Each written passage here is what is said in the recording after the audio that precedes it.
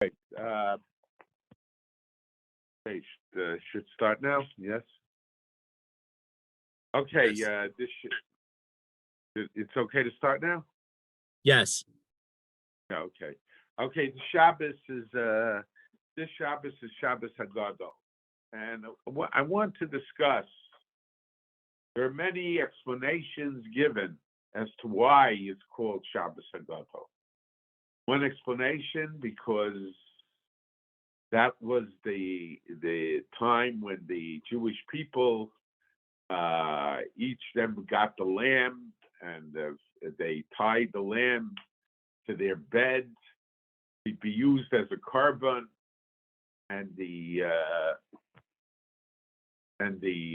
Jewish people, the Egyptians did not raise a finger against them, especially in view of the fact that the lamb was one of the gods of Egypt, and nevertheless, and to a certain degree, it was necessary for the Jew to act in defiance of Egypt in order to psychologically free themselves from that servile psyche that was created over the years of slavery in Egypt. And that was on a Shabbos when they got the lamb and they tied it to their bed, so to say. And the question, and this is the explanation that is mentioned by the Beis Yosef and by many others. Now, this explanation is somewhat troubling because, according to this explanation, the question is, why is it associated with Shabbos? Why isn't it associated with the 15th of Nisan, with the 10th of Nisan? In other words, generally we don't associate something with the day of the week. We associate it with the date of the month. And the day that they took the lamb, true, it was a Shabbos, but it was also the 10th of Nisan. So what is the connection between Shabbos and the fact that the Jewish people demonstratively took the lamb, which was the god of Egypt, and tied it to their beds as a demonstration, and explicitly expressed that they're going to slaughter the lamb, the god of Egypt. And the Egyptians did not raise a finger against them. Now, simple answer probably would be because we know that Shabbos does not only commemorate Bria Sola, does not only commemorate the creation of the world, but Shabbos commemorates also Yetzias Mitzrayim, the exodus from Egypt. In other words, to a certain degree, every Shabbos is a celebration of Yetzias Mitzrayim. Now, we understand celebration of Shabbos, commemorating Bria Olam and its connection to the prohibition to do work.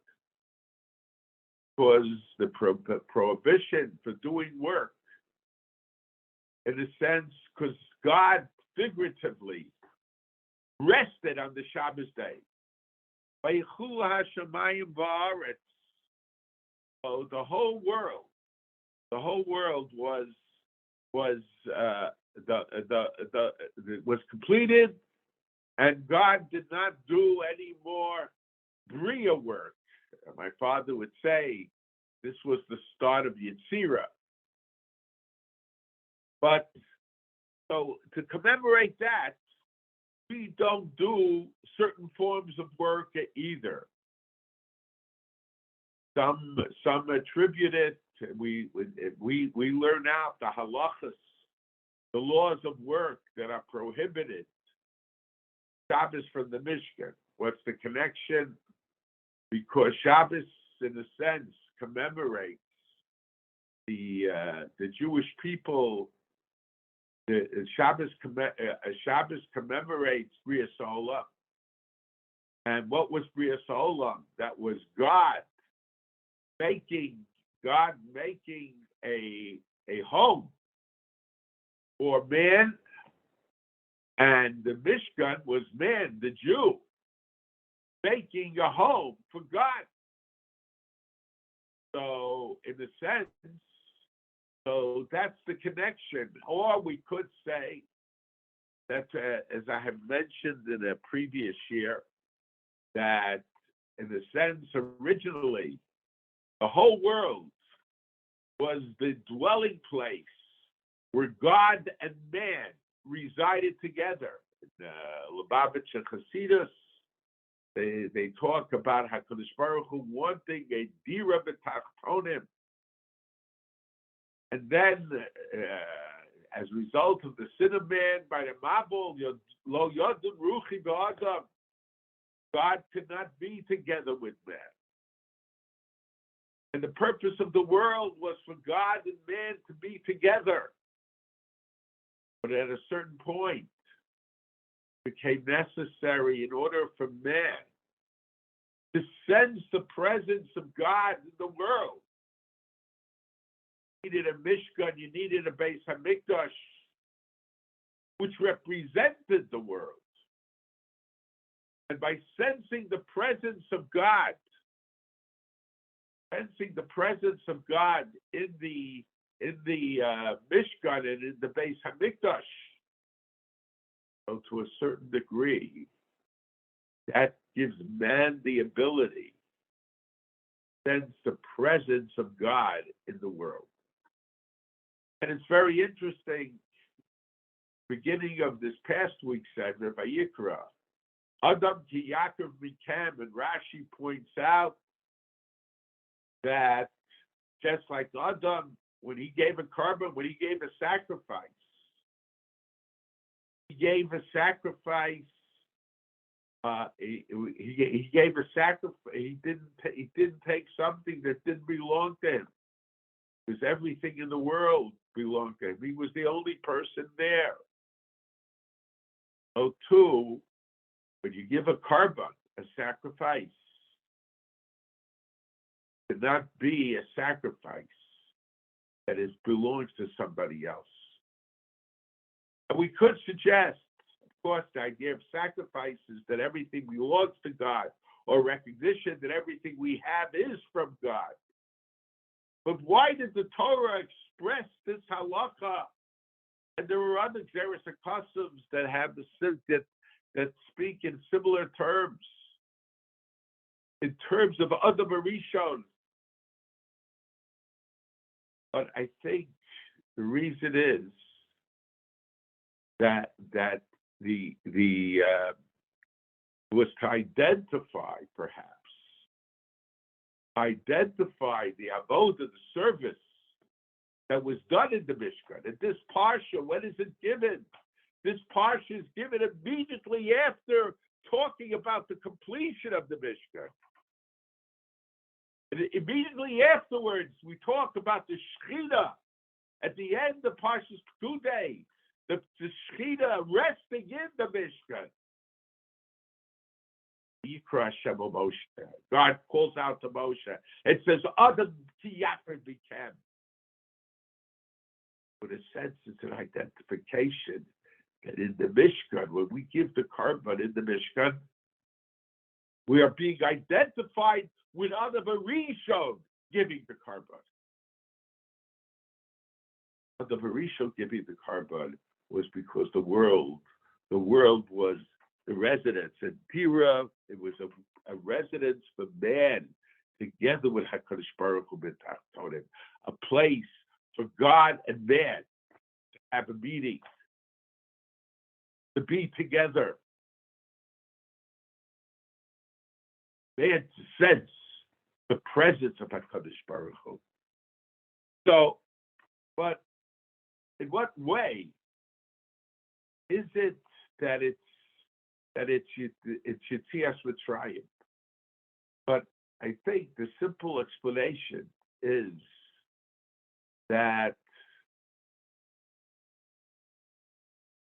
when we were slaves, we were forced to do labor. Now, man has to labor. Man has to work. Yeah, capacity sochal ashrecha b'tovlach. Ashrecha b'olam hazeh b'tovlach l'olam haba. The work is not something that should be viewed negatively. These slaves. Idea of Shabbos, the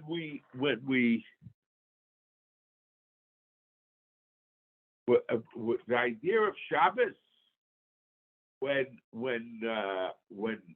Shabbos, if we refrain from work, we're prohibited from doing work. Not only regarding the Shabbos itself, but that gives us, lets us know that the work that we do throughout the whole week is not slave labor. And when we were redeemed from being slaves of Paro, yes, we became servants of HaKadosh Baruch Hu. But when we were redeemed from the slavery of HaKadosh Baruch Hu, it was for us to be free of any human masters. So Shabbos, in a sense, inspire us to understand that we have no masters over us, or we should not have any masters over us, any human masters over us. And that's the refraining from doing malacha, doing work. And now you can have, it's true, Paro is no longer here. But there are other Paros. But worse than that is that we can be our own Paro. The Rambam, in a letter that he wrote to his son, Rabbeinu Avraham, said, Paro, hu hayet Sahara. Paro is the Yetzer Sahara. And Paro is the Yetzer Sahara. And because Paro is the Yetzer Sahara, that means that we can be our own Paros. Very interesting. There's a medrash that says that the Marsha explaining the Gemara says that initially, when Paro told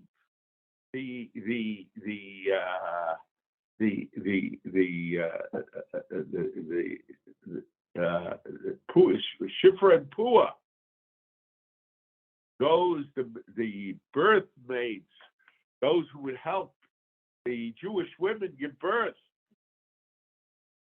to kill every male child. It wasn't originally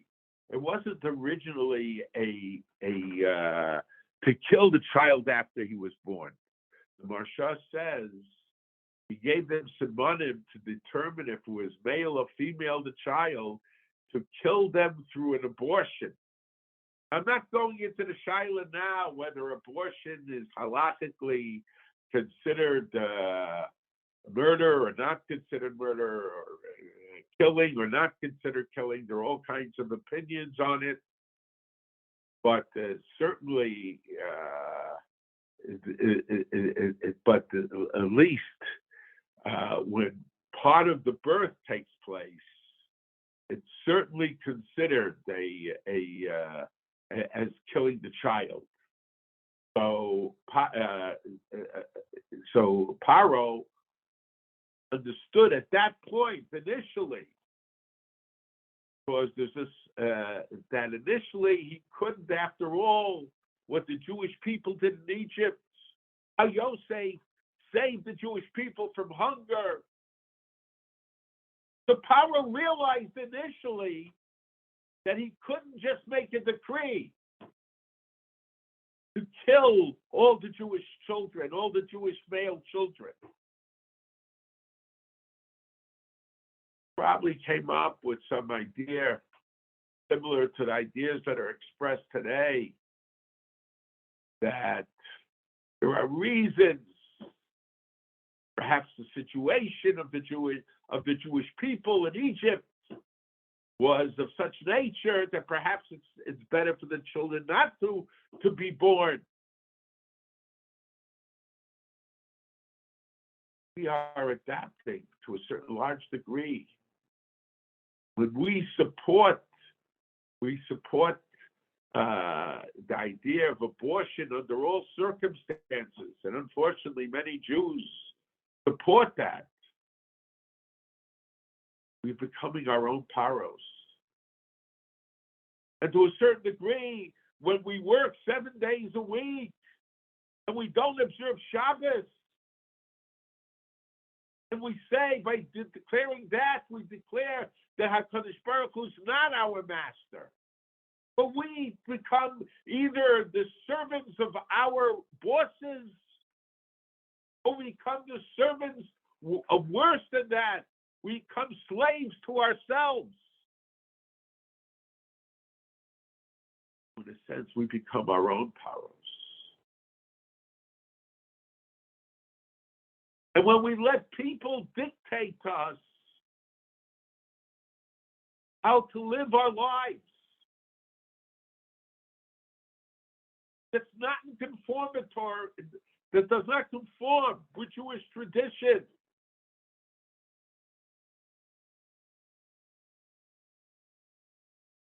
we become slaves to them.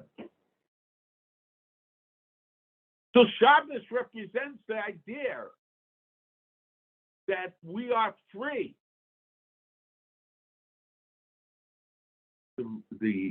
But in order to be free, we have to rid ourselves of the masters who tried to enslave us. Jewish people taking the God of Egypt and tying the God of Egypt to their bedposts, and making no secret of the fact that they were going to slaughter the land. They were declaring to the Egyptians, "You do not control us. Don't control us physically. You don't control us psychologically." This represents man being free. We have to transform that freedom that we got. We have to perpetuate that freedom. It's not just a celebration, and I'll probably discuss it as we go further. It's not just a celebration of freedom from Paro, of freedom from the Egyptians, celebration of being free, again, with our freedom from Paro.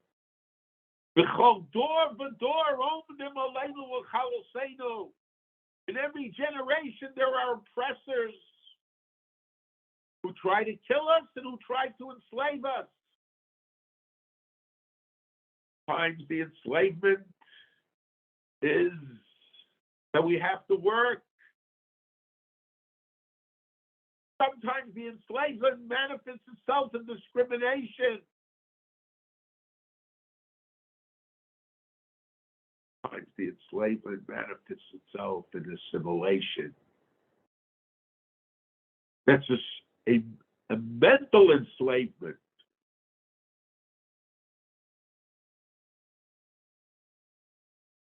Rabbi Alexander, the Gemara in Brachas, tells us that he had a tefillah that he would say, "Ritzonenu lasos ritzoncha." God Almighty, we want to do what you want.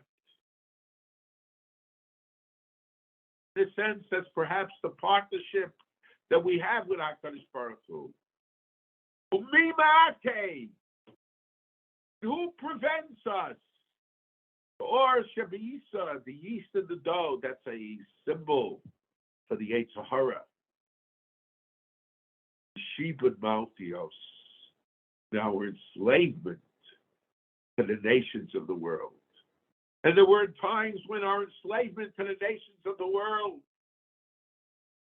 manifests itself in pogroms, in imprisonment, in torture, and under enslavement.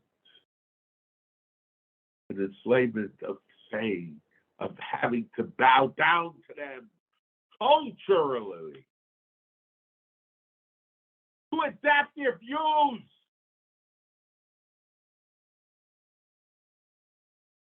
to adopt their attitudes. Try to re-explain the Torah.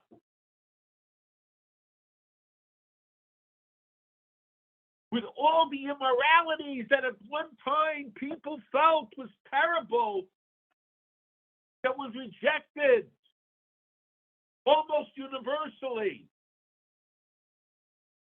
somehow was transformed from abominations, being abominations. But there are people that try to say, that tried to paint it as a mitzvah of some sort.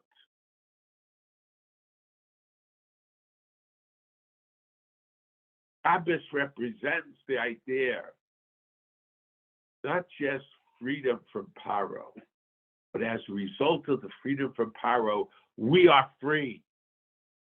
Being free, we have to be free.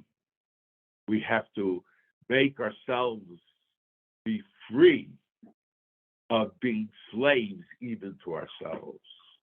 Paro hu hayetzer hara. Paro might have died a long time ago. Paro is the Yetzer Hara. But Paro lives.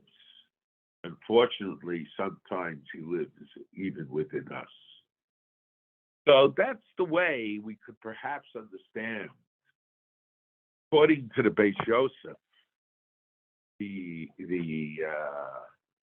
idea of Shabbos Hagadol, why the taking of the Korban Pesach is identified with Shabbos and not with the 10th of Nisan. However, I want to suggest another possibility. It has some similarity, but now it's very interesting when you take a look at the beginning of the Haggadah. When you take a look at the beginning of the Haggadah says, the Vehilu Yatsu Yisrael, well, that this is the Rambam. We start with Halach Ma'anya. This is the poor man's bread, the poor bread, the bread of affliction, depending on which English translation you're using, that our ancestors ate the land of Egypt. However, you look in the text of the Haggadah as it's presented by the Rambam. So one point is very important. The Rambam, before he presents the text of the Haggadah, he writes, this is the text of the Haggadah that is to be said in Golus, to be said while the Jewish people are in exile, with the destruction of the Beis Hamikdash. And one who reads that will assume, because certainly the nature of the service that existed when the Beis Hamikdash was Kayam, when the Beis Hamikdash was in existence, the Passover service is different than the Passover service that exists now that the Beis Hamikdash is destroyed. Just the fact, Pesach Shahayu Avoseinu Oflin V'Zman Shebeis Hamikdash Hayakayim. The Passover sacrifice that our ancestors ate at the time the temple was in existence. So that would account for why the Rambam is saying what Rambam is saying in his introduction to the Haggadah. This is the text that we say in Golus. This is the text that we say while the Jewish people are in exile. Even the Jewish people that are in exile, they in Eretz Yisrael today, but the Beis Hamikdash is not rebuilt.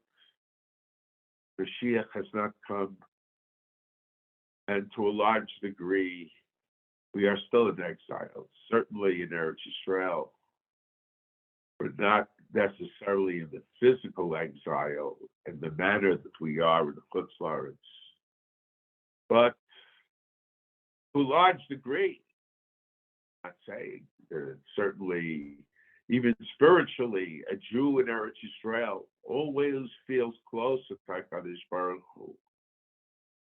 Can't compare being in Eretz Yisrael, even though there's a certain sense of closeness to HaKadosh Baruch Hu in Eretz Yisrael. There's the Dusha Shechina there, the sanctity of the Shechina in Eretz Yisrael, but you can't compare it to when the Beis Hamikdash was in existence. So to a certain degree, we're still in exile. And I think the Haggadah, when the Rambam says this is the text of the Haggadah that the Jewish people have in exile, the Rambam wants to tell us something more than that. Not just because of the Korban Pesach that we can't give. I think I saw in my uncle's name that when the Jewish people are in Golus, there's only 4 cups of wine, but I don't remember if I saw it his name or someone else's name. But when there are 5 cups, but when Mashiach comes, when the Jewish people will return, we'll have a 5th cup for the Havesi. And I think my uncle might have said also, I don't remember for sure whether I heard it from him. I didn't hear from him, but I saw it in his name, that the Parsha Bikurim, the end of the Parsha Bikurim, that we don't say in our Haggadah. So the end about the Jewish people coming to Eretz Yisrael, and the Jewish people coming into Eretz Yisrael. So there also that will be recited when the Jewish people those last psukim in the Parshas Bikurim will be recited when the Jewish people return to Eretz Yisrael. And it's interesting, this question was asked to me. In other words, because the Rambam says that there are 2 prakim that discuss in the Rambam Sefiras Yetzias Mitzrayim.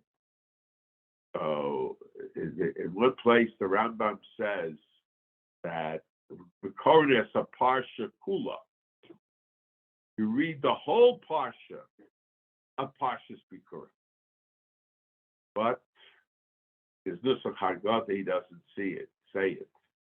And I think if you look at the prakim that the Rambam discusses, the mitzvah Sefiras Yetzias Mitzrayim, the last 2 prakim in Hilchos Pesach. So the first of the last 2 prakim, the Rambam, I think that's Parak Shvi. I don't have the Rambam here with me. The Rambam there focuses more on the theoretical level. Even when the Beis Hamikdash, not that he doesn't make some references, but even when the Beis Hamikdash, mainly when the Beis Hamikdash is in existence, in the ideal Pesach Seder, so to say. But the Haggadah is for the Jews of exile. And until we return from exile, I think the Shita of the Rambam is that we cannot say, because we have to realize that we are missing something. That yes, the Jewish people have begun to return to Eretz Yisrael, but not complete. There's still something missing. And the Haggadah, on one hand, focuses on the fact that there is something missing. Now, when we take a look, the Rambam, when he starts the Halach Manya, he starts off the Vehilu Yotzi Yisrael Mitzrayim, in a rush that the Jewish people leave the land of Egypt. We don't have that in our Haggadah. And the question is asked by many, why is it that the Rambam, what is it that led the Rambam to have these extra words, the Vehilu, in a rush, that our ancestors leave the land of Egypt? And after that, he says, Halach Manya. But he starts off with the Vehilu in a rush. Quickly! They left Mitzrayim. And then immediately, Halach Manya. This is the poor bread, the poor man's bread, that our ancestors ate in the land of Egypt. But, yeah, it's possible that I saw this in the shiur of my uncle. I don't know. I don't remember. But I think that there are a number of Gzeres HaKosums. The Gemara mentions a number of Gzeres HaKosums in understanding the idea of matzah being the poor man's bread. One reason is that it's the poor man's bread because the matzah is made is made very quickly. A poor man, when he makes bread, but both him and his wife work very, very quickly. So because they're working very quickly, so it represents the fact that the matzah shouldn't be given time, have the dough rise. It's the poor man's bread because that's the way poor people used to bake their bread. So we could say the Vehilu, in a rush, that the Jewish people leave the land of Egypt, according to the Rambam. Halach Manya, and representative of that is the fact that the matzah is something that's made very quickly, that's not given time that doesn't give it the dough time to rise. So in a sense, the kol disfin yesim yechol, the matzah, the message of that is that the Jewish people, that the Geula took place very suddenly. And my uncle pointed out that when we say matzah zush and ochlim al shumah, and we say that because that they didn't have time to let the dough rise. The Exodus took place so quickly.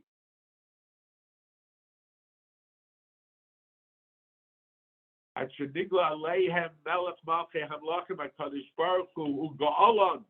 he freed them. And the Rambam adds one word, Ga'olam. He adds the word miyad. He freed them right away. Freedom took place right away. And the question is, Why are we starting off? So go beyond. So in other words, the focus is not just that God redeemed the Jewish people, that God was the one who saved them, who freed them.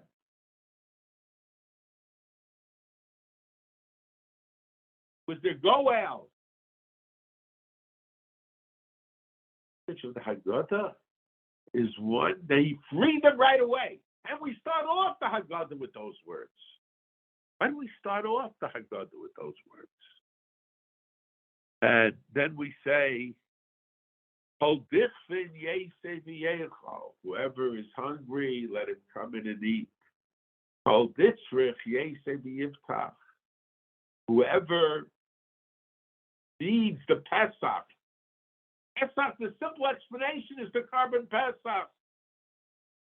Everybody asks the question, there's no Carbon Pesach today. So on one hand, when we talk about the Haggadah of Golus, of exile, we're emphasizing that there is no Carbon Pesach. On the other hand, we say, Kol Ditzrich, whoever needs to partake of the Carbon Pesach, let him come in and join us with the Carbon Pesach. More than that, everybody knows that the Carbon Pesach is only Lebenuya. That the groups that ate a particular Carbon Pesach had to be set beforehand. That Pesach night. Let's for a second imagine. Let us hallucinate. Some that believe that the mitzvah Shiras Yitzir Mitzrayim, to see yourself leaving the land of Egypt, almost requires hallucination. I remember when I was a boy, this was in the hippie area, the 1960s. So there was one fool, a rabbi, who announced in a speech that he takes LSD twice a year.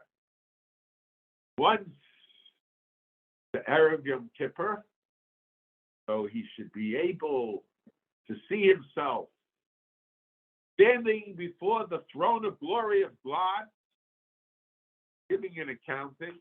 If he took enough of it, he probably would.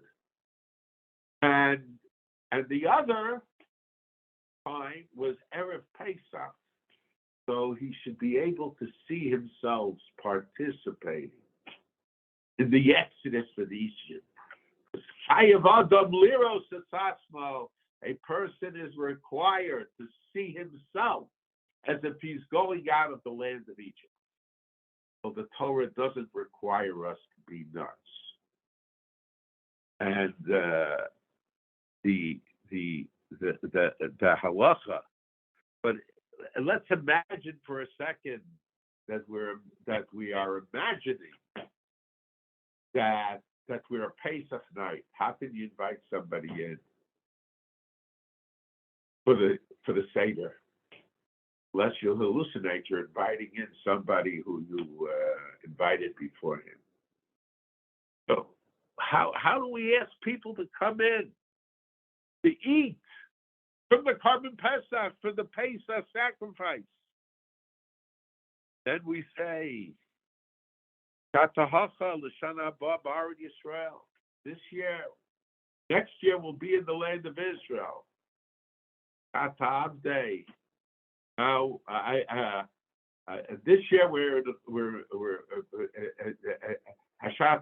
now we're slaves. We'll be free. What does all of this have to do? Now, the Brisker Rav says a very interesting thought. And that fits in very well with the idea of the Rambam of the Yilu Yatsi Yisrael in Mitzrayim.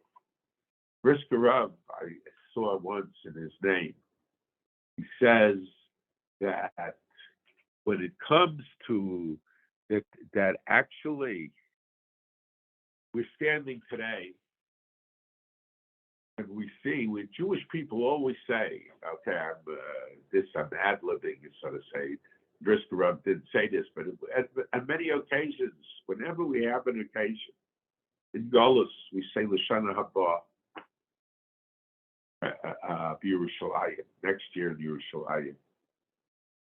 The end of Yom Kippur. We observed Yom Kippur. We beg for forgiveness. And to a certain degree, we feel that we were forgiven. But there's something missing. You didn't see the Kohen marching out after the completion of the Avodah. There's something missing. The Shana Haba, it's a custom, no halacha. After the Nila, the Shana Haba be Yerushalayim, next year in Yerushalayim. When we're Golus, we're looking forward to whatever occasion we just completed. The next year, it will be done in the complete way, in the ideal way, in Yerushalayim, in Eretz Yisrael.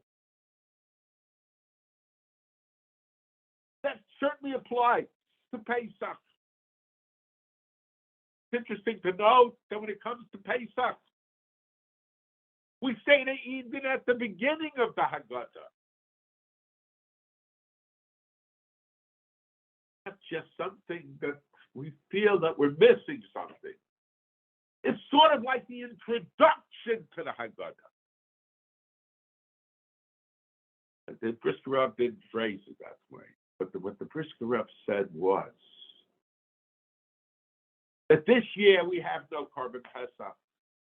This year we have no Beis HaMikdash. But next year we are looking that next year there will be a Beis HaMikdash.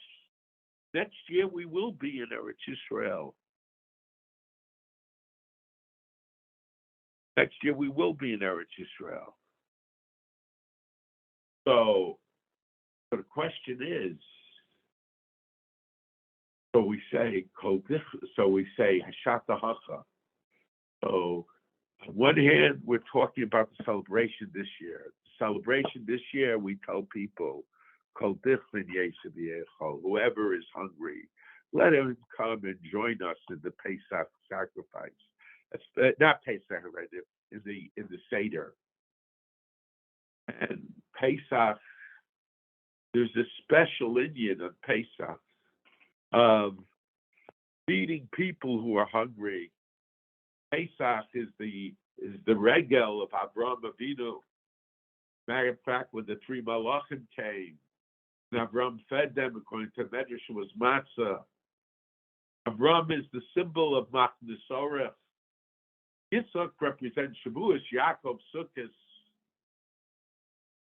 And the Gra points out most sitim, because it says matzos ye'ochel. It's not just a halacha that we have to eat matzah. We have to make sure that matzah is eaten. We have to make sure that every Jew has the opportunity to eat matzah. So that's the idea, Hashata Hacha. So we're inviting, not for this year, we're inviting people for the Seder next year to join us for the Korban Pesach next year. It's an announcement. In other words, but what's the whole idea behind it? The whole idea behind it is that we're looking forward to next year. We're looking forward to being in the Beis HaMikdash. We're looking forward to bringing the Korban Pesach. We're looking forward to eating the Korban Pesach in Yerushalayim. We're looking forward to having the people that we will make a group with them next year before Pesach to eat the Korban Pesach on Pesach night together with us. Focus is next year in Yerushalayim. We're looking forward to the Gula. Now, it's very interesting. So the question is, though, why so much focus on this? That's why the Haggadah, the Rambam says the Haggadah, the Nusach, is Golus. It's not just because of the Korban Pesach. idea the Haggadah is used as a text in a sense to express hope, that we express hope that next year it'll be different. And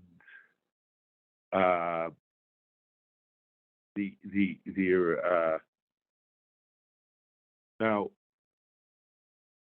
it's interesting now how we understand this. Now, when it comes to the mitzvah of Zikaron Yetzias Mitzrayim, the mitzvah of Zikaron Yetzias Mitzrayim, not just Pesach night, but every day of the year. We cited the Haggadah, Amalahem Rabbi Elazar ben Harei Ani Kiven Amalahem Rabbi Elazar ben Azariah. We were saying the Haggadah, we said the Mishnah Brachas. Harei Ani Kiven Shivim Shana V'lo Zechisi Yitelma Yetzias Mitzrayim B'leilos Ad Shedorsha ben Zomar Leman Tiskors Yom Seischa Meretz Mitzrayim Kol Yemei Chayecha Yemei Chayecha Yomim Kol Yemei Chayecha Leilos. Achamim Omrim. Achamim say so. Rabbi Ben Zoma said that we have to mention the Exodus from Egypt every night and every day. And we say it in the Shema, Ani Hashem Elokeichem Asher Hotzeisi Eschem Meretz Mitzrayim V'yosochem Le'elokim. So every day and every night we mention Yetzias Mitzrayim. The Chachamim say no. Chachamim say that you only have to say it once during the day period. But it says, Kol Yemei Chayecha, all the days that you're going to say it, even when Mashiach comes. So Ben Zoma said to the Chachamim, the Gemara in Brachas tells us, how can you say that every day of the year we're going to talk? Every day of the year when Mashiach comes, we will still mention Yetzias Mitzrayim, the Exodus from Egypt, in the Shema. How can you say that? Because the Navi says, Hinei Yomim Boim, there are days coming when people will say, that will no longer say about God that He redeemed the Jewish people from Egypt, but they will say He redeemed the Jewish people from the lands, from the northern lands, meaning the Jewish people will return from exile. So how can you say that people every day are going to say in Shema about leaving? There's a mitzvah of making mention of Zikaron Yetzias Mitzrayim.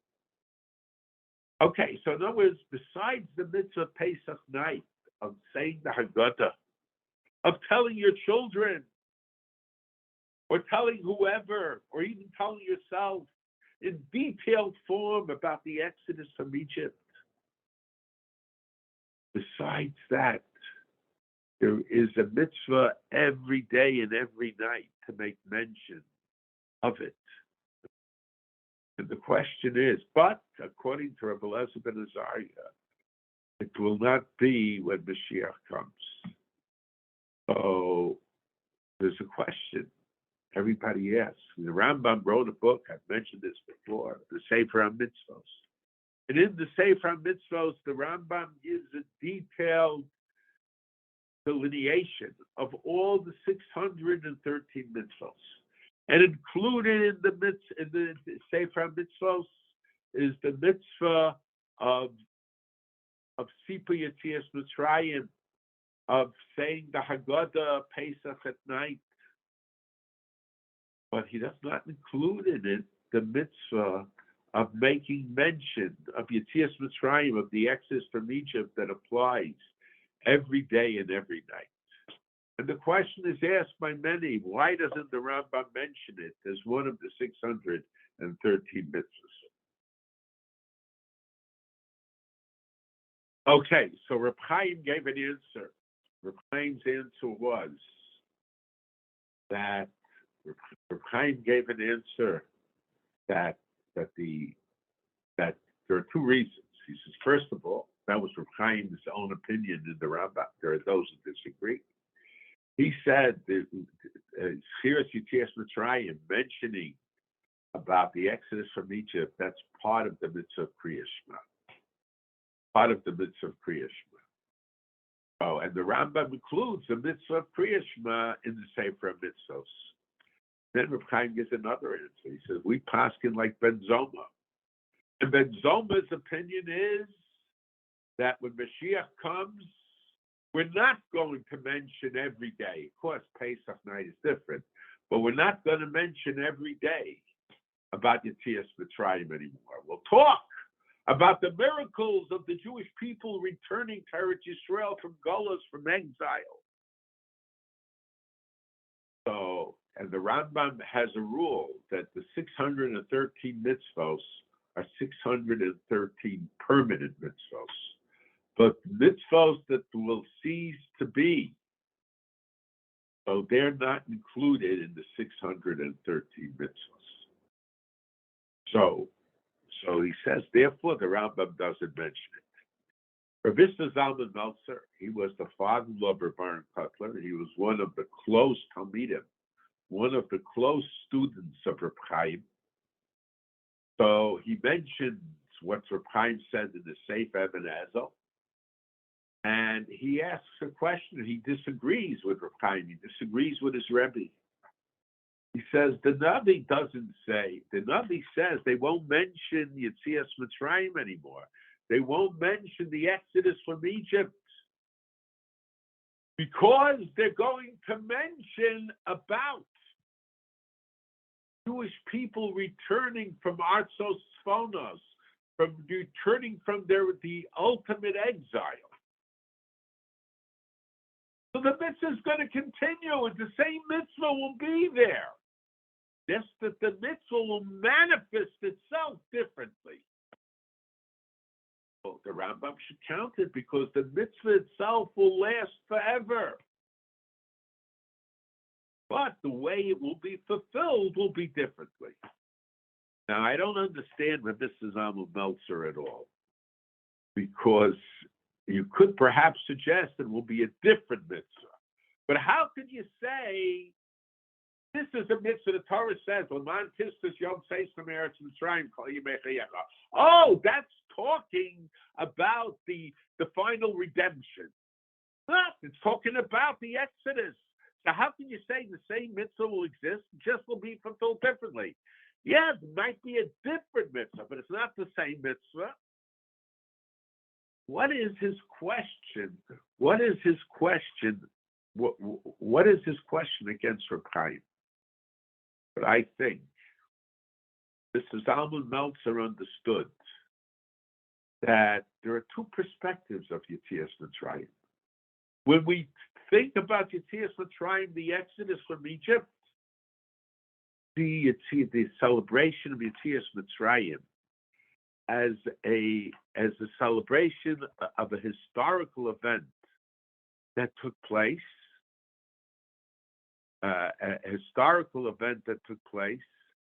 we could see Yetzias Mitzrayim not just as a historical event that took place, but we could see Yetzias Mitzrayim, the Exodus from Egypt, as if it was,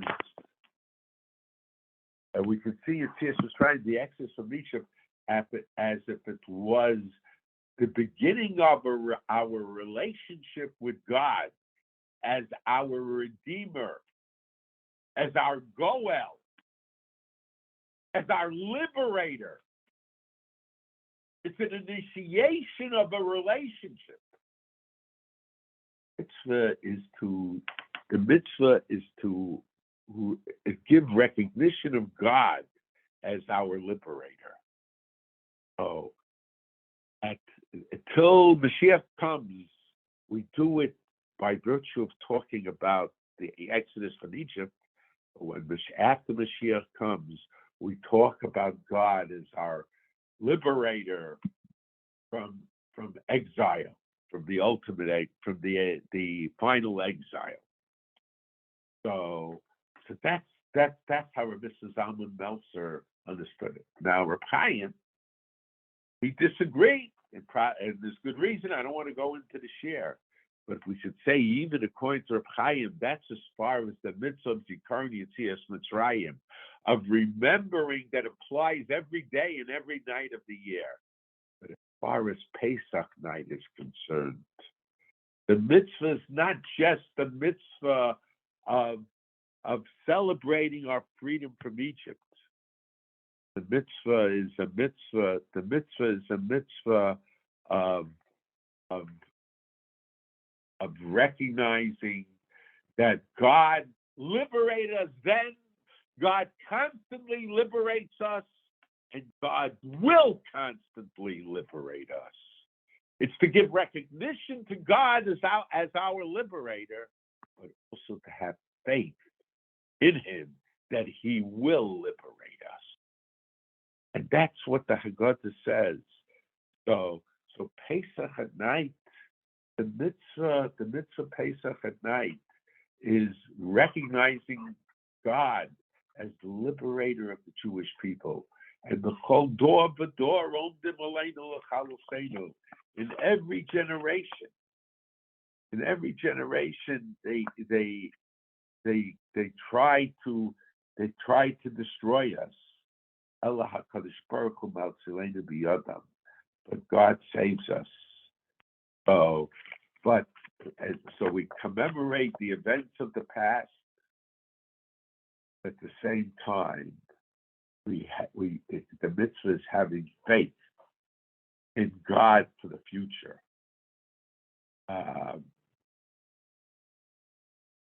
Now, but it's very interesting when you take a look at the Haggadah, and in a sense, that's what bothers the Ben Russia, the rebellious son. The rebellious son says, Pesach is a celebration of the past. The past is irrelevant. Fails to recognize. But we say, in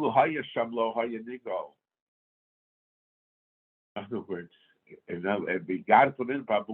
why is there a mitzvah a person should see himself as if he was liberated today? We have to see ourselves if we're liberated today, because God is today our liberator, not just then.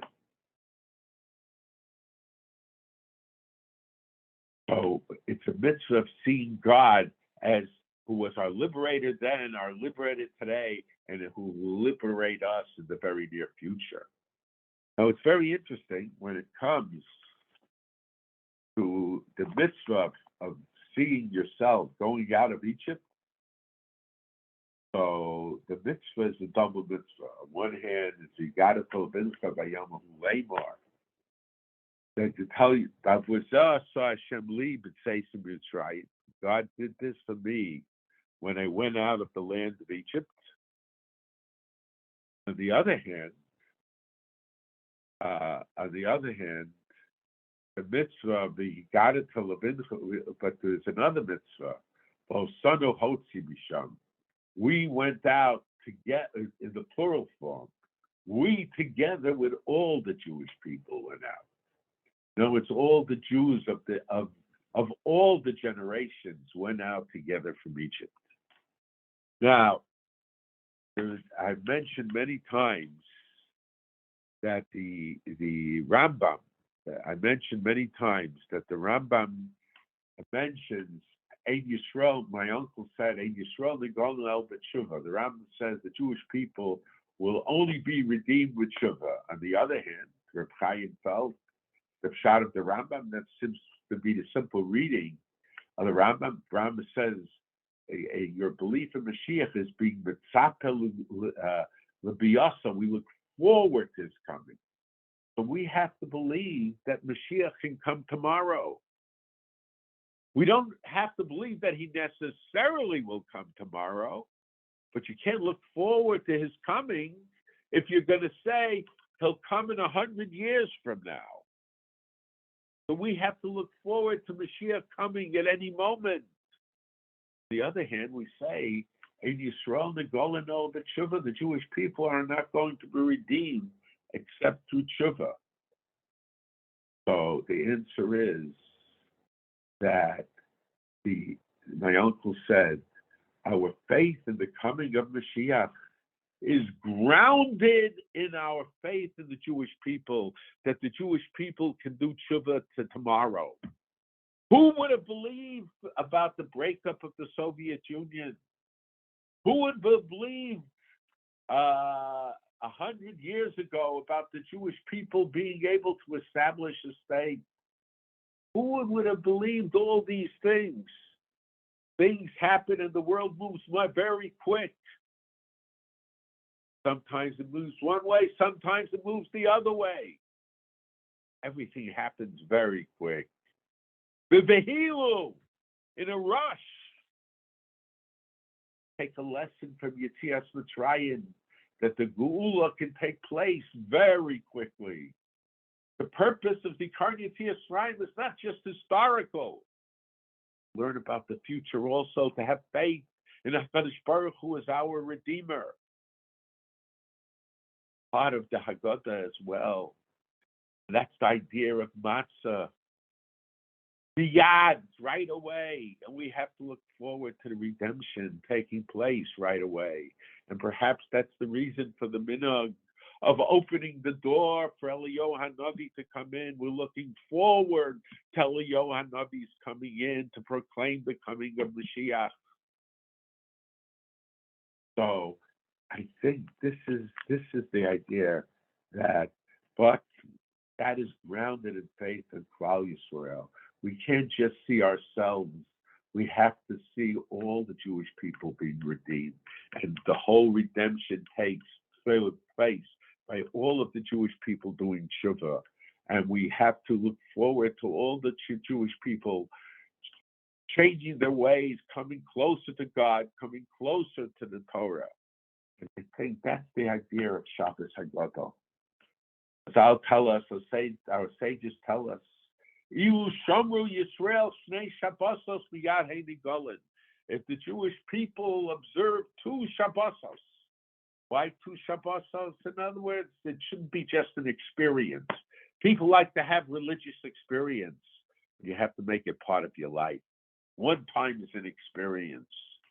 But Ilu Shamru Yisrael Shnei Shabbosos, if you observe 2 Shabbosos, so it will be redeemed right away. Will redeemed right away. Miyad Hei Nikolim. How? So in other words, the sense of tshuva is 2 Shabbosos. The first 2 Shabbosos, the second Shabbos, after the beginning of the year. Rosh Chodesh Nisan is the beginning of the year.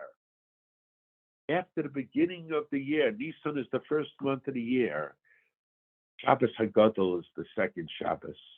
That symbolically represents the idea of Miyad Nikolim, that we can have redemption right away if we change our ways, if we dedicate ourselves to HaKadosh Baruch Hu, to God, and we have to have faith that the Jewish people at any moment could change their ways. At any moment they could change their ways. And the Haggadah says, "Mitchila ogdei avodah zarah hayu avoseinu v'achshav kerbanu hamakom la'avodaso." Mitchila, from the beginning, our ancestors worshipped idolatry. Now God brought us close to His service. It should say bitchila, in the beginning, not from the beginning. But the answer is, it was from the beginning. It wasn't just Abraham, Yitzchak, and Yaakov. Throughout the generations, there was avodah zarah, there was non-compliance with the Torah. HaKadosh Baruch Hu always brought us back. And we have to have faith that HaKadosh Baruch Hu is going to bring us back now. And in a certain sense, that's our reaction to the Ben Russia, who says, it doesn't apply to you. This is a historical fact. No, the Tchila, it repeated itself over and over in history. HaKadosh Baruch Hu matzilenu miyadam. In every generation, HaKadosh Baruch Hu redeems us. And HaKadosh Baruch Hu will redeem us. And we will have the Mashiach very soon. That we look forward to having the Mashiach very soon. And we look forward to Klal Yisrael doing tshuva very soon. So that's why it's called Shabbos Hagadol, because when the Mashiach comes, as we say in the Torah, it's the Yom Gadol V'Norah, the great an awesome day. Shabbos Hagadol. That's the Shabbos that's going to bring Mashiach. That's the Shabbos that's going to complete the Yetzias Mitzrayim. That's the Shabbos that'll be the ultimate redemption. And Pesach and Shabbos Hagadol is dedicated right there. That the Yetzias Mitzrayim is not just a historical fact. Our recognition of God as our constant Redeemer. Okay. Okay, thank you. Where was it the Rambam about the Yetzer Hara? It wasn't a Rambam, but the Yetzer Hara is. Oh, it's a letter of the Rambam to his son. The letter of the Rambam to his son, Rabbi Avram. That the Yetzer is Paro. Okay. No, Paro's the Yetzer Hara. Paro's Yetzer Hara. Not the Yetzer Hara's Paro, but Paro's the Yetzer Hara. All right. Okay. Okay. Yeah. So everyone have a good week. And next week we'll have share same time, and it'll be about Pesach. The Haggadah or Pesach, or one or the other. Probably Haggadah. Okay. Have a good week, everyone. Okay.